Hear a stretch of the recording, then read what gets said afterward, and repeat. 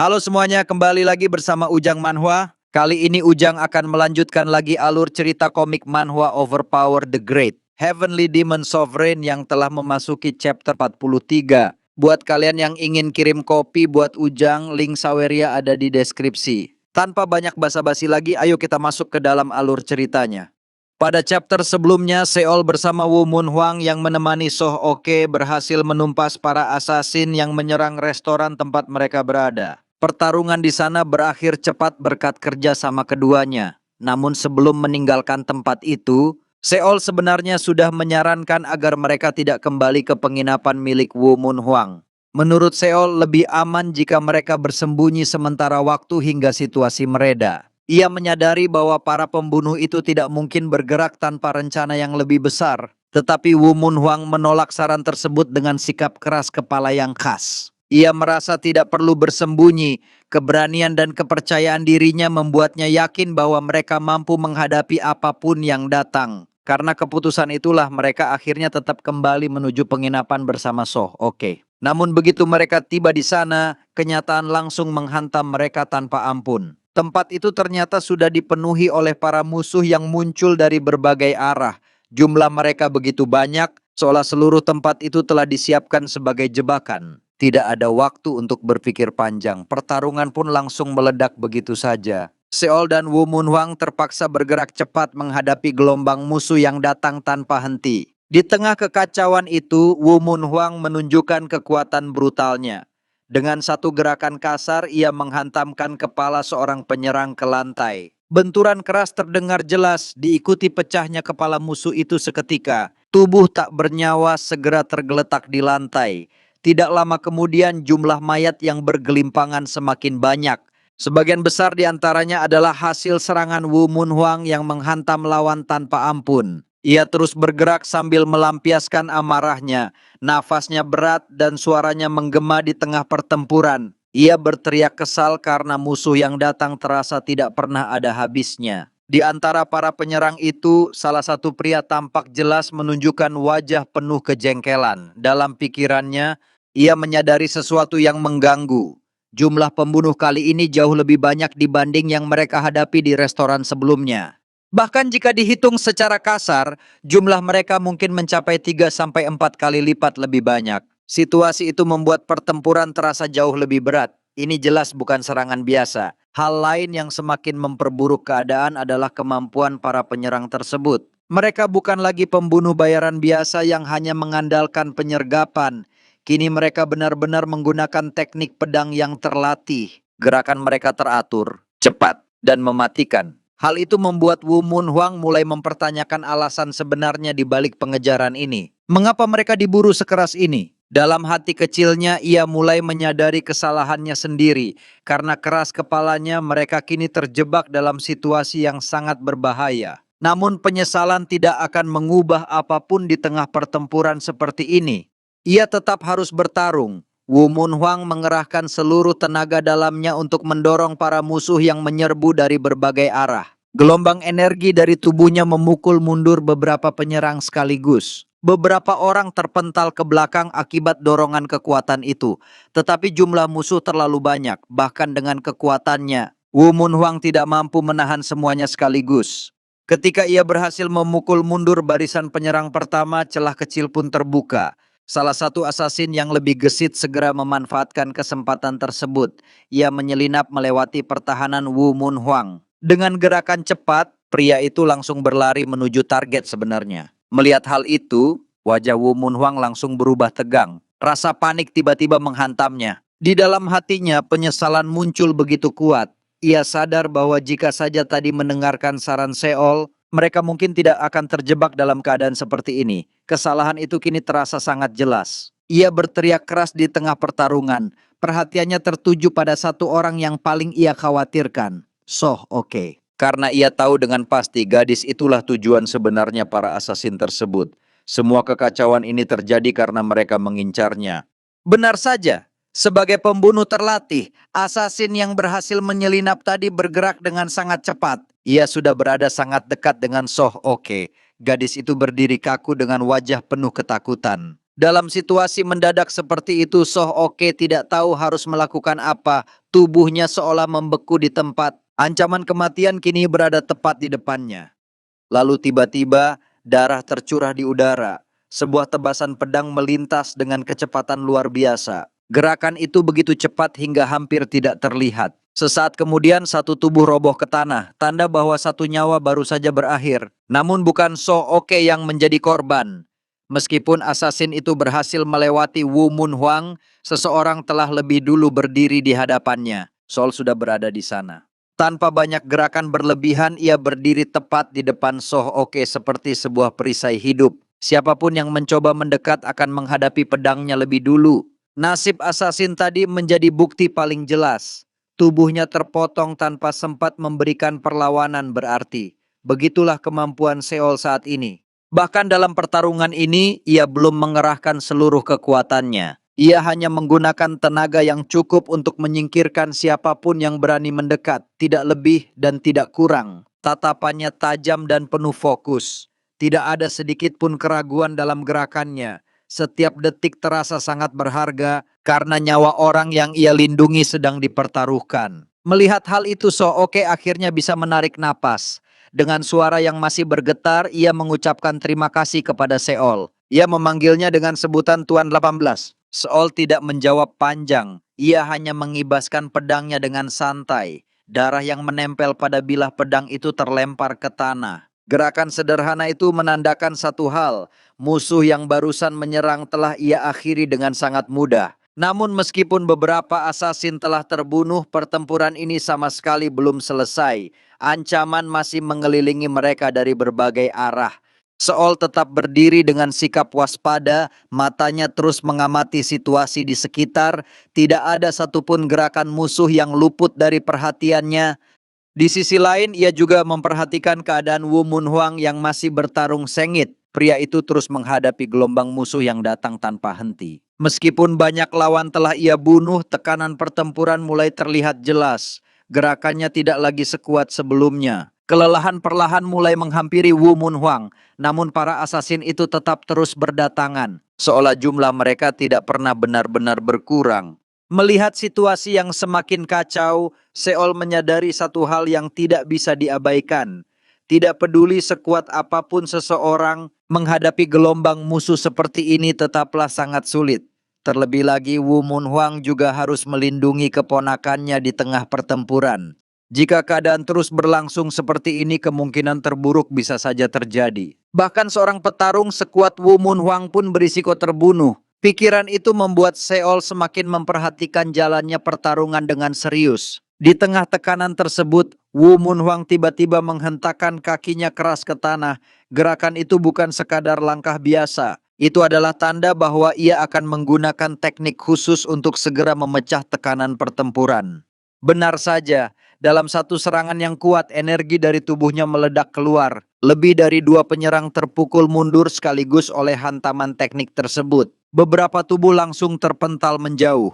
Namun teknik seperti itu jelas bukan tanpa harga. Tenaga yang dibutuhkan untuk menggunakannya sangat besar. Hal itu terlihat jelas dari keadaan di sekelilingnya. Mayat para penyerang sudah bergelimpangan di berbagai arah. Hampir semuanya adalah musuh yang berhasil ia tumbangkan dengan tangannya sendiri. Setelah kelompok penyerang yang terakhir berhasil ia habisi, tubuh Wu Mun Huang akhirnya menunjukkan batasnya. Ia berdiri dengan napas terengah-engah, dada naik turun dengan cepat akibat kelelahan. Usianya yang tidak lagi muda membuat tubuhnya tidak sekuat dahulu. Ditambah lagi sudah lama ia tidak terlibat dalam pertempuran besar seperti ini. Karena itulah tenaga yang terkuras kini terasa jauh lebih berat. Sayangnya, ia bahkan belum sempat memulihkan napas sepenuhnya. Sebelum tubuhnya benar-benar pulih dari pertarungan sebelumnya, sesuatu kembali terjadi. Gelombang musuh lain muncul lagi. Begitu melihat mereka, Wu Mun Huang terdiam sejenak. Matanya membelalak saat menyadari jumlah mereka yang luar biasa banyak. Para asasin itu datang seperti kawanan semut yang tidak pernah berhenti berdatangan. Walaupun begitu banyak yang telah terbunuh, entah bagaimana jumlah mereka tetap terasa tidak berkurang. Kini satu kelompok baru kembali berdiri di hadapan mereka. Namun kali ini para penyerang itu tidak langsung bergerak. Pemandangan yang mereka lihat membuat mereka ragu untuk maju. Di lantai begitu banyak rekan mereka sudah tergeletak tak bernyawa. Sementara lawan yang berdiri di hadapan mereka hanya 2 orang. Salah satu dari mereka tidak mampu menyembunyikan kebingungannya. Dengan wajah penuh keraguan, ia bergumam pelan bahwa mereka sudah membunuh begitu banyak orang. Tetapi jumlah musuh tetap terasa tidak berkurang sama sekali. Pertanyaan itu menggantung di udara. Apa sebenarnya yang sedang terjadi di tempat ini? Mendengar gumaman tersebut, Wu Munhuang mengertakkan giginya. Dalam benaknya sebuah kenyataan pahit mulai terbentuk. Ia sadar bahwa kali ini ia tidak mungkin mampu menghadapi semuanya sendirian. Terlebih lagi jika ia harus terus bertarung sambil menjaga Soh Oke tetap aman. Keadaan seperti ini terlalu berbahaya untuk dipertahankan. Jika mereka terus bertahan di tempat yang sama, kemungkinan terburuk hanya tinggal menunggu waktu. Karena itulah sebuah keputusan akhirnya muncul di benaknya. Wu Munhuang segera menoleh ke arah Seol. Pada saat itu Seol juga baru saja menyelesaikan lawannya. Tanpa membuang waktu sedikit pun, Wu Munhuang langsung memberikan perintah dengan suara tegas. Ia memerintahkan Seol untuk membawa Soh Oke pergi dari tempat itu secepat mungkin. Menurutnya, ia sendiri yang akan menahan para musuh yang tersisa. Nada suaranya jelas penuh desakan. Ia meminta Seol segera bergerak tanpa menunda waktu. Namun perintah itu justru membuat Seol terkejut. Tanpa ragu ia langsung menolak usulan tersebut. Menurutnya, situasi di sekitar mereka kemungkinan sudah dikepung sepenuhnya. Jika mereka berpisah sekarang, justru akan membuat keadaan semakin berbahaya. Seol mengatakan bahwa mereka akan lebih kuat jika tetap bertarung bersama. Ia juga mengingatkan satu hal penting. Dalam waktu sekitar 2 jam lagi, para master bela diri dari kelompoknya akan tiba di tempat ini. Yang perlu mereka lakukan hanyalah bertahan hidup sampai bantuan tersebut datang. Harapan itu masih ada. Selama mereka bisa menahan serangan sampai waktu itu tiba, keadaan bisa berubah. Namun Wu Munhuang tetap tidak mengubah pendiriannya. Kali ini nada suaranya tidak lagi keras, melainkan lebih seperti permohonan yang tulus. Ia meminta Seol untuk mendengarkan perkataannya. Permintaan itu disampaikan dengan serius. Alasan yang ia berikan sebenarnya sangat sederhana. Ia hanya bisa bertarung dengan cara yang benar-benar ia inginkan jika keponakannya tidak berada di tempat itu. Selama Soh Oke masih berada di dekatnya, pikirannya akan terus terbagi. Ia tidak akan bisa bertarung tanpa menahan diri. Mendengar penjelasan itu, Seol akhirnya terdiam. Ia mengerti maksud di balik kata-kata Wu Munhuang. Meski begitu, pikirannya masih terus memikirkan satu hal. Bagaimana cara mereka keluar dari tempat ini jika seluruh area benar-benar sudah dikepung oleh para asasin? Ketika Seol hendak memasukkan pedangnya kembali ke sarung, sebuah suara tiba-tiba menghentikannya. Soh Oke melangkah sedikit maju. Dengan nada penuh kekhawatiran, ia berkata bahwa mereka tidak bisa meninggalkan pamannya sendirian di tempat ini. Namun Seol tidak memberikan jawaban panjang. Ia justru melakukan sesuatu yang sama sekali tidak terduga. Tanpa banyak kata, ia menyerahkan pedangnya kepada Soh Oke. Tindakan itu langsung membuat gadis tersebut terkejut. Soh Oke memandang pedang di tangannya dengan bingung. Ia tidak mengerti mengapa Seol tiba-tiba memberikan senjata itu kepadanya. Namun sebelum ia sempat bertanya lebih jauh, sesuatu yang lebih mengejutkan terjadi. Tanpa peringatan, Seol tiba-tiba mengangkat tubuh Soh Oke ke dalam gendongannya. Gerakan itu begitu cepat hingga Soh Oke tersentak kaget. Ia sama sekali tidak menyangka akan diperlakukan seperti itu. Bagi Soh Oke, ini adalah pengalaman yang benar-benar pertama. Belum pernah ada seseorang yang tiba-tiba mengangkatnya seperti itu. Terlebih lagi orang yang melakukannya adalah seorang pemuda asing yang baru saja ia kenal. Saat Seol sudah menggendong Soh Oke dengan erat, Wu Munhuang tiba-tiba berseru dengan suara keras yang menggema di tengah pertempuran. Ia mengatakan bahwa dirinya akan membuka jalan bagi mereka. Ia memerintahkan Seol agar segera bergerak tanpa menunda waktu sedikit pun. Begitu kata-kata itu terucap, aura energi langsung menyelimuti kedua tangan Wu Munhuang.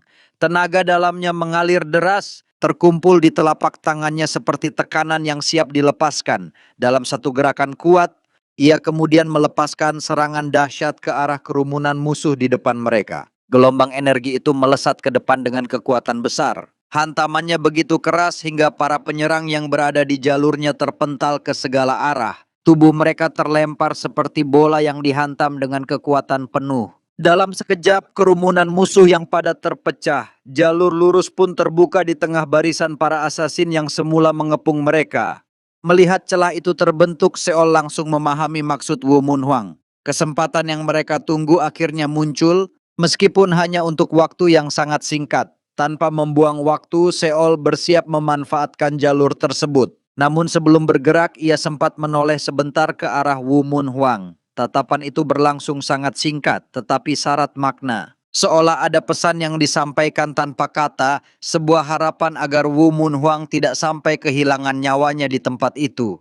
Di saat yang sama, Wu Munhuang kembali berteriak dengan suara yang menggelegar. Ia memerintahkan Seol untuk segera berlari. Ia tahu bahwa kesempatan yang ia ciptakan tidak akan bertahan lama. Gelombang musuh berikutnya bisa saja menutup celah itu kapan saja. Waktu mereka hanya tersisa beberapa detik. Tanpa ragu lagi, Seol langsung bergerak. Dengan Soh Oke masih berada dalam gendongannya, tubuhnya melesat ke depan dengan kecepatan luar biasa. Ia berlari secepat angin melewati jalur yang telah dibuka oleh Wu Munhuang. Tanpa menoleh lagi, Seol terus berlari menjauh dari medan pertempuran. Tujuannya kini hanya satu. Ia harus membawa Soh Oke sejauh mungkin dari tempat berbahaya itu. Di dalam pikirannya, Seol sudah memperkirakan satu hal. Para asasin itu pasti tidak akan membiarkan mereka pergi begitu saja. Benar saja, tidak butuh waktu lama bagi para penyerang untuk menyadari apa yang sedang terjadi. Ketika mereka melihat Seol melarikan diri sambil membawa Soh Oke, beberapa di antara mereka langsung berteriak keras. Mereka menyadari bahwa target utama mereka sedang mencoba kabur. Perintah untuk mengejar pun langsung terdengar di antara para asasin itu. Tanpa ragu, mereka segera bergerak mengejar. Jelas sekali bahwa tujuan mereka hanya satu, yaitu memastikan Soh Oke tidak lolos dari tangan mereka. Para pembunuh itu berlari cepat mengikuti jalur pelarian Seol. Ujung kakinya menekan tanah dengan kuat, lalu dalam satu dorongan besar tubuhnya langsung melesat ke depan. Gerakan itu begitu cepat hingga hampir menyerupai ledakan tenaga. Tubuhnya meluncur jauh ke depan seperti proyektil yang ditembakkan. Dengan lompatan-lompatan panjang, Seol mulai bergerak di atas atap bangunan. Ia melompat dari satu atap ke atap lainnya dengan kecepatan yang hampir tidak masuk akal. Sementara itu, Soh Oke masih berada dalam gendongannya. Gadis itu memeluk erat, jelas masih diliputi rasa takut akibat situasi yang mendadak berubah menjadi pelarian hidup dan mati. Di langit malam, bulan sabit bersinar tenang. Cahaya pucatnya menerangi jalur pelarian mereka yang penuh ketegangan. Namun Seol tidak mempedulikan pemandangan itu. Ia terus melaju tanpa berhenti sedikit pun. Dalam pikirannya hanya ada satu tujuan. Ia harus membawa Soh Oke keluar dari bahaya, apapun yang terjadi. Meski begitu, para asasin yang mengejar mereka juga bukan orang biasa. Mereka masih mampu mengikuti jejak pergerakan Seol dari belakang. Kecepatan mereka juga sangat tinggi. Mereka tidak berniat membiarkan target mereka melarikan diri begitu saja. Ketika Seol akhirnya menyadari sesuatu yang tidak ia duga, ia sempat terkejut. Bahkan di luar taman tempat pertempuran tadi, ternyata masih ada orang-orang yang bersembunyi menunggu. Mereka sudah berjaga di berbagai titik di luar area tersebut.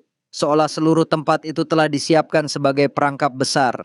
Menyadari hal itu, Seol tidak bisa menahan kekagumannya sekaligus kewaspadaannya. Ia mengakui dalam hati bahwa kekuatan pihak yang mengincar Soh Oke benar-benar tidak bisa dianggap remeh. Begitu banyak orang dikerahkan hanya untuk menghabisi satu orang.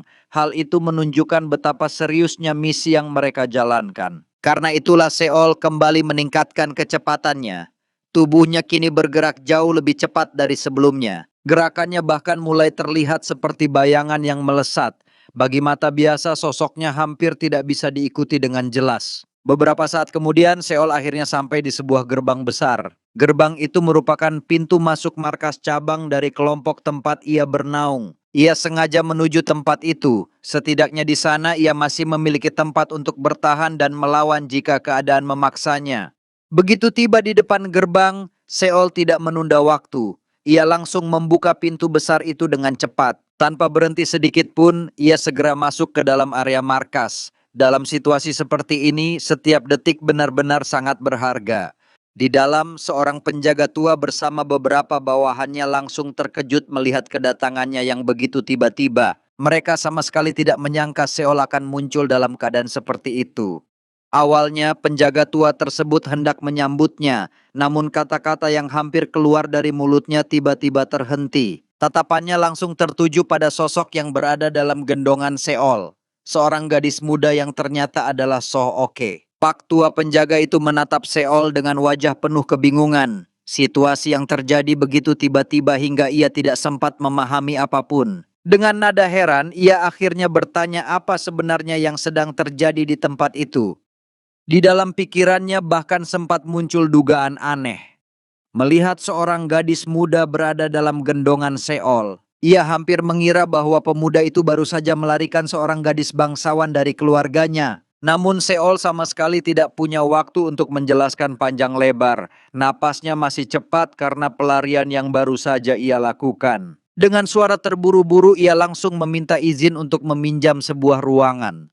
Permintaan itu membuat Pak Tua tersebut semakin bingung. Namun Seol tidak berhenti untuk menjelaskan apapun. Ia hanya melewati mereka dengan langkah cepat. Tanpa ragu ia langsung bergerak menuju bagian dalam markas. Dengan nada singkat dan tegas ia hanya berkata bahwa tidak ada waktu. Kalimat itu cukup untuk menunjukkan betapa gentingnya situasi yang sedang mereka hadapi. Melihat tindakannya, dua orang yang berada di sana langsung panik. Mereka sadar bahwa tempat yang dimasuki Seol bukanlah ruangan biasa. Ruangan itu sebenarnya merupakan ruang rahasia. Tempat tersebut hanya diperuntukkan bagi anggota Salvation Squad yang bertugas di cabang itu. Meski begitu, Seol tetap membuka pintu tersembunyi yang ada di sana. Ia bergerak tanpa ragu, seolah sudah sangat memahami setiap bagian dari tempat tersebut. Sementara itu, So Oke yang masih di bawahnya hanya bisa mengikuti. Gadis itu terlihat semakin bingung ketika mereka harus melewati begitu banyak pintu dan lorong tersembunyi di dalam markas tersebut. Sepanjang perjalanan itu, Seol juga menarik sebuah mekanisme tersembunyi yang membuka pintu rahasia lainnya. Setiap pintu yang dilewati membawa mereka semakin jauh ke bagian terdalam markas. Akhirnya mereka tiba di sebuah ruangan tersembunyi yang jauh lebih aman. Tempat ini benar-benar terisolasi dari bagian lain markas. Ruangan tersebut hanya dapat diakses oleh anggota Salvation Squad cabang itu. Karena itulah, tempat ini dianggap sebagai salah satu lokasi paling aman di dalam markas. Setelah memastikan tidak ada ancaman di sekitar, Seol akhirnya menurunkan So Oke dari gendongannya. Ia menatap gadis itu dengan serius sebelum berbicara. Dengan nada tenang namun tegas, ia meminta So Oke untuk tetap tinggal di ruangan itu sementara waktu. Tempat tersebut adalah satu-satunya lokasi yang paling aman saat ini. Namun Seol sendiri tidak bisa tinggal di sana. Ia masih harus kembali keluar. Di sisi lain, dua orang yang tadi melihat kedatangan Seol tidak tinggal diam. Setelah beberapa saat, mereka segera bergegas menyusulnya ke dalam. Wajah mereka dipenuhi kebingungan. Situasi yang tiba-tiba berubah membuat mereka tidak memahami apa yang sebenarnya sedang terjadi. Akhirnya penjaga tua itu kembali berbicara. Dengan nada serius ia meminta penjelasan yang jelas tentang keadaan yang sedang berlangsung. Namun Seol tidak menjawab dengan cerita panjang. Ia langsung memberikan perintah dengan suara tegas. Ia meminta mereka berjaga di luar dan mengawasi seluruh area sekitar markas. Jika ada asasin yang mencoba masuk atau bahkan mendekat, mereka harus langsung membunuhnya tanpa ragu. Setelah itu Seol menjelaskan situasi yang sedang terjadi. Ia mengatakan bahwa saat ini begitu banyak asasin sedang bergerak menuju tempat tersebut. Target mereka sangat jelas. Mereka datang untuk membunuh orang yang sedang mereka lindungi. Jumlah mereka bahkan sangat besar. Bagi Seol, pergerakan para asasin itu terasa seperti badai yang sedang mengepung seluruh area di sekitar markas. Mendengar penjelasan tersebut, penjaga tua itu langsung terkejut. Wajahnya berubah tegang saat menyadari besarnya ancaman yang sedang mendekat. Seol kemudian menatapnya dengan sangat serius. Tatapan itu membawa tekanan yang tidak biasa. Ia mengingatkan kembali kata-kata yang pernah mereka ucapkan sebelumnya. Bukankah mereka sendiri yang mengatakan bahwa hidup mereka dan masa depan cabang ini bergantung pada keberhasilan misi ini? Kalimat itu terdengar sangat berat ketika diucapkan kembali. Seol lalu melanjutkan dengan nada yang lebih tegas. Jika memang begitu, maka mereka harus siap bertarung dengan mempertaruhkan nyawa mereka. Hanya dengan cara itulah misi ini bisa diselesaikan.